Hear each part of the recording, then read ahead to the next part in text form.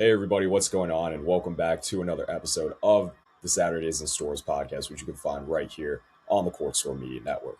I'm your host, Kanaye, and on today's episode, we get to talk about arguably the Huskies' biggest win of the season in what was an absolute rout of the St. John's Red Storm, 72-40 this past Wednesday night in People's Bank Arena in Hartford. Electric atmosphere, arguably the best that I've seen in Hartford in this kind of 3 to 4 year run that Dan Hurley's gone on with this Huskies program. I think the biggest headline immediately coming out of this game is just the defensive performance that UConn put on display, specifically in the second half, where St. John's went 24 on their final 24 shot attempts. Very clearly just an absolute defensive masterclass from Dan Hurley, the coaching staff, and the players that they were able to, again, put on display. A lot to get into on today's episode, a lot of exciting things that I want to talk about. But before we get into everything that I want to hit on, just a couple quick announcements. First, us here at the Court Store, we're partnering with Phorm Fitness Supplements. Now, let me tell you, I've been using their products for a while now, specifically their energy drinks. And as someone who got a lot on their plate most of the time between going to classes, doing schoolwork, recording for this podcast and the Court Store College Hoops Talk, and someone who is a common gym goer, I need to stay energized. I need to stay active. I need to stay awake. Their energy drinks get the job done. And I think what I like the most about Phorm is how they value quality and transparency. You know exactly what it is that you're putting in your body, and they get the job done. Whether it's their fitness supplements, whether it's protein powder, creatine, pre-workout, you know exactly what it is. They label everything. All the ingredients are on display, and it's all clean, it's all green, and it works. And that's what I value the most. Now, if you're interested in seeing any of Phorm's products, whether it be again, fitness supplements or maybe apparel, all top of the line stuff, be sure to hit the link that I'm going to plug down below in the description so you can view their full sites and all the products that they have to offer. Now, second, we all know the algorithm is key on YouTube for getting more people to see our videos. So please do whatever you can to engage with the videos we post on the channel, whether it's liking, subscribing, or just telling other people about what we do here at the Court Storm. Everything goes a really long way with, again, influencing the algorithm, getting more people to see our videos. And also be sure to turn on your post notifications so you're the first to see our latest content. So let's get right into it. Of course, the Huskies won 72-40 in Hartford this past Wednesday night. And really, again, it was just the defensive performance start to finish. I think it was just incredible. Before I really hit on some of the game stuff, I kind of want to talk about what rode on the outcome of this game, because there was a lot. Of course, entering Wednesday night, the Johnnies held the lead in the race for the Big East regular season championship. But with only one loss to UConn's two, obviously they lost to the Johnnies at the Garden just a few weeks back now, as well as at home to Creighton 2 weeks ago now. Should UConn have dropped this game, then St. John's has a pretty sizable lead, a 2-game lead, I should say, in the Big East regular season championship race. And that definitely puts UConn at a disadvantage. With the Huskies being able to tie the series between the Johnnies, they now, if both teams win out, they should share possession of the Big East regular season championship. So that's definitely something big. That was one of the biggest goals that this program had going into the year, and what obviously is a weaker Big East, but still should be a goal year in and year out nonetheless. And for them to put themselves back in the position to be able to put up a Big East regular season championship banner in Gamble, in Hartford, or, you know, they don't hang banners for that, but at least have it up for the 25-26 season. That's still special nonetheless, and it should be celebrated. Of course, UConn still needs to take care of business in the next 2 games. On the day you guys are seeing this, the Huskies will be taking on the Seton Hall Pirates on senior day at Gamble Pavilion. Super excited for that one. I'll be in attendance. And as well as going to Marquette on the road in Wisconsin. So 2 games with 2 scrappy teams. Hopefully UConn is not in a position where it gets too dicey and they should win without being at much of a, again, without it getting interesting or without being at a threat of losing. But to get back to the St. John's game this past Wednesday night, really important. You saw what St. John's was able to do and really kind of expose UConn's defensive faults during that 2-week stretch where they were just terrible in staying in front of guys and guarding the basketball on the perimeter. And it was the complete opposite in this game. There was a very clear motivation going into this game, and I'm sure the Huskies, you know, the players, the coaches, their entire staff, they had a lot of motivation riding into this game, where you lose in the fashion that you did against St. John's, where, again, you can't stop the dribble drives. You're weak on the glass. Terrace got in foul trouble. You miss free throws down the stretch. Really isn't any shot creation outside of Silas in the second half or any true scoring that you're getting. And they obviously wanted to completely flip the script this game. I was definitely worried with seeing how St. John's honestly had been playing so well. They had a 13-game winning streak that they were riding going into this game in Hartford on Wednesday night.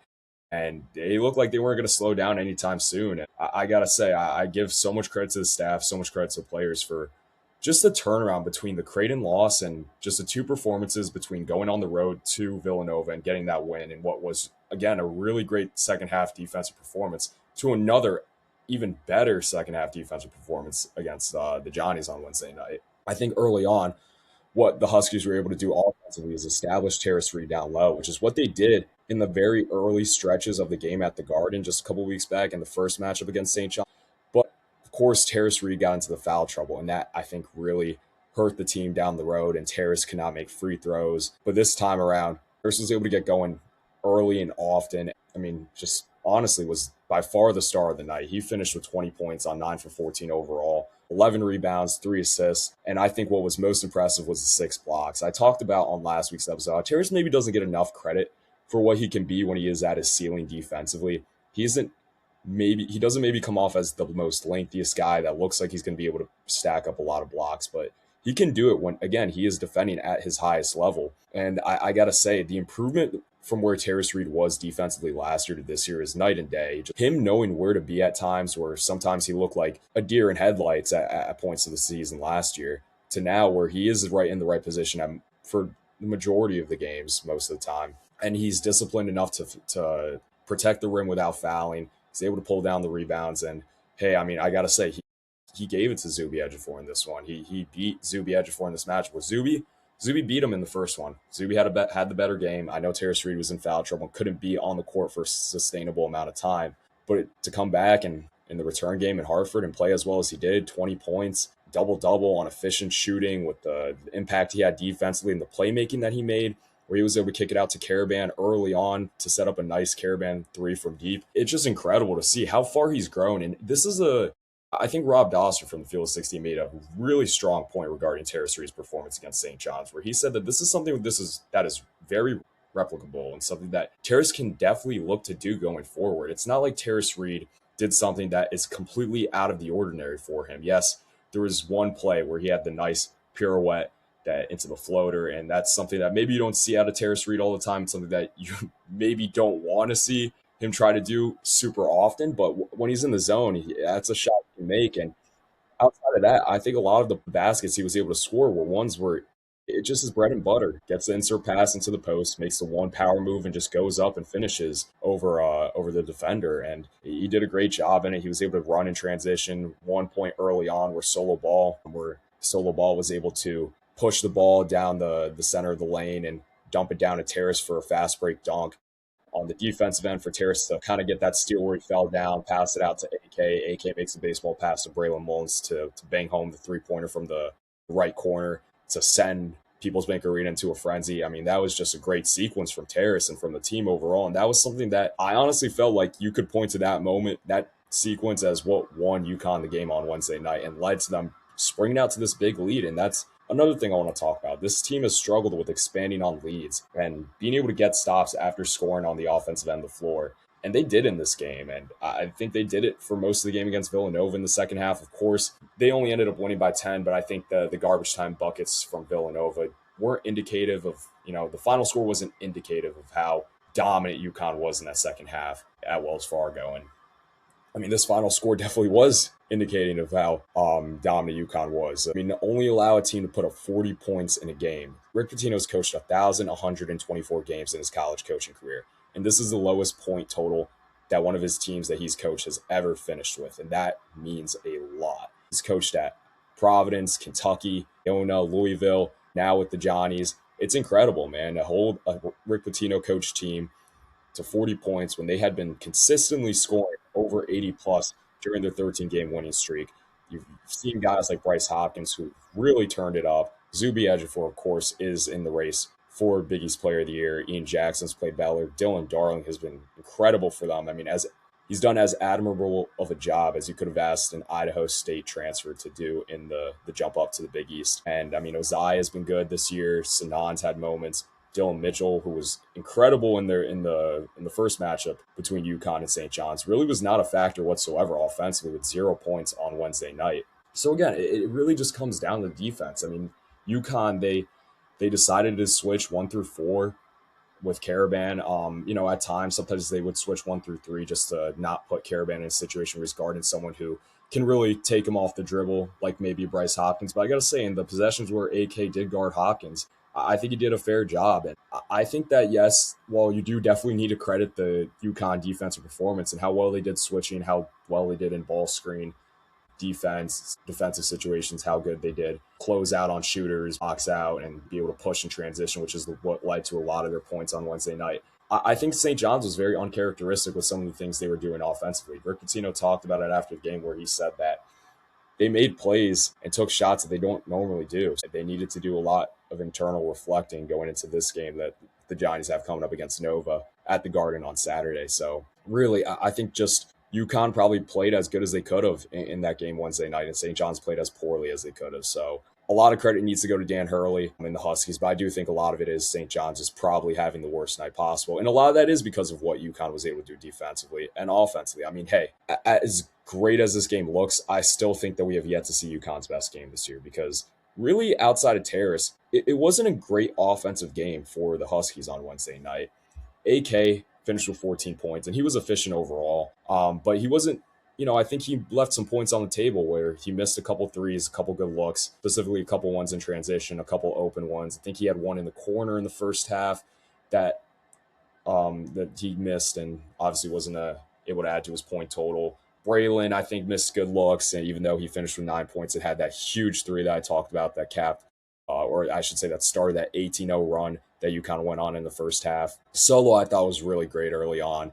He hit a big three to start the game. He was able to take, I believe, Oziah Sellers off the dribble and kind of hit him with a snatch back dribble and hit a nice mid-range jumper around the free throw line. Silas Demery, I think it was great seeing him have a much cleaner slate in this game with the turnover problems he's had against the Johnnies in the past. 5 assists to only 1 turnover this time, which is head over heels a career low against the Johnnies, only having one as he had 9 at the Garden a couple weeks back and 10 when he was with Georgia last year playing the Johnnies in the battle for Atlantis. But he had 7 points. I thought Silas was great all around. You know what he does on the defensive end.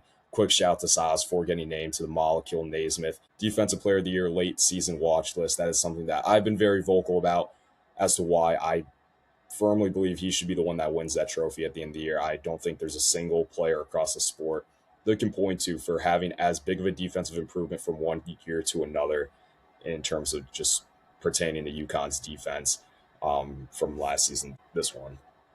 Now, I felt what you got out of your bench was really impressive. Malachi Smith had that huge and one in transition that sent Hartford, up in flames. It was crazy. The place exploded when he was able to convert on the and one. He did miss some other opportunities, and that's just going to happen sometimes. But he did a great job defending the ball as well. I think he did a great job on Dylan Darling. Dylan Darling, he lit UConn up in that first game at the Garden 3 weeks ago now, and just Silas, Malachi, I got to give both of those guys a lot of credit for taking the point of attack, really shutting him down. Really bad game, over 5 from the floor, only 2 points, which came very late in the game at the line for Dylan Darling. Shut down Ian Jackson, shut down Oziah Sellers.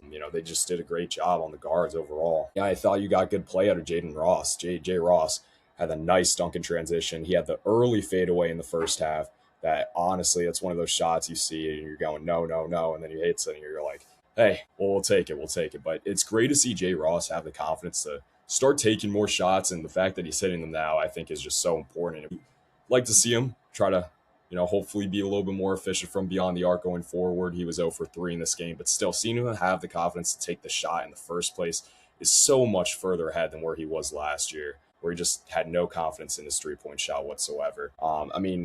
Really, you could talk to length's end on just how good UConn was defensively in this game, and some people I've heard say that this is the best performance that UConn's had this year. This arguably the best performance that any team has had this year, considering how big of a game this was. UConn is ranked 6th this week in the AP poll, and St. John's is ranked 15th. Obviously, that's probably subject to change in next week's poll.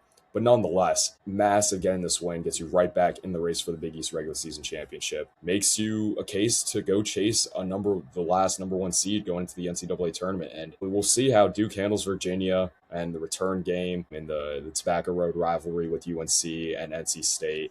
But, there's subject for some losses. So some of the teams that UConn needs to drop to be able to get back on the 1 seed line, it's very possible. And let me say, UConn probably needs to, at minimum, make the Big East tournament championship to be able to get to that 1 seed line And honestly, they might have to win out just and win it in order to be able to get there. But nonetheless, I think UConn's in a great position right now following this win. If you win out the rest of the regular season, you win the biggest tournament, probably going to get that last one seed, I would think.